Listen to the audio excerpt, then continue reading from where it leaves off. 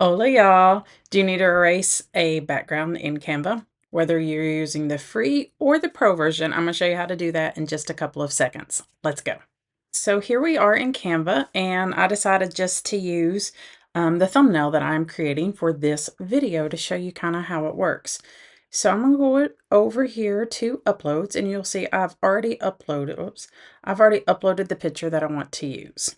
So I have the pro version, so it's super simple in the pro version. If you pay for that, to simply have the picture highlighted, come up here to where it says BG Remover, click on BG Remover, and you see it is gone, totally gone. And then I can just resize this as I want to fit into the design.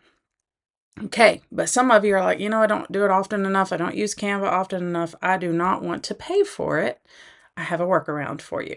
So if you will come down here to where it says apps, click on apps, and I've already typed it in, background eraser, but you can type that in there and you will see this one here, background eraser. Then it says choose file. If you are choosing one from Canva, you will have to save it as a PNG, save it onto your desktop or into your documents, wherever, and then you will upload it. I happen to have it saved on my computer first because I uploaded that to Canva, but it needs to be on your computer. You're going to go and you're going to find the file. Here's that picture on my computer. It's uploaded here. I'm going to push remove background. And voila. No, no voila. Let's try that one more time. Sometimes it just wants to be funny. Maybe I have too much stuff going on. So again, don't stress out if it happens the first time you do this.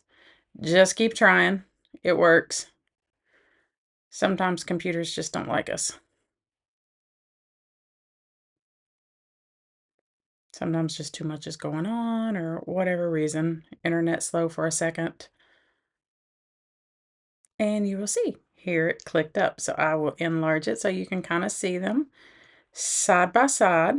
Now you will see that the free version did not do quite as well as the paid version. You can still see a little bit here around my hair.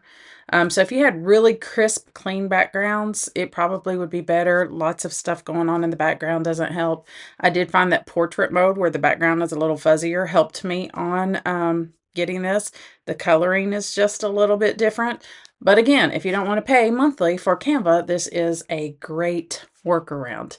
You just plug it in and there you go. Super simple, right? Please consider liking and subscribing below. It's a way to say thank you and to help me out and come back for more tips in the future. Adios.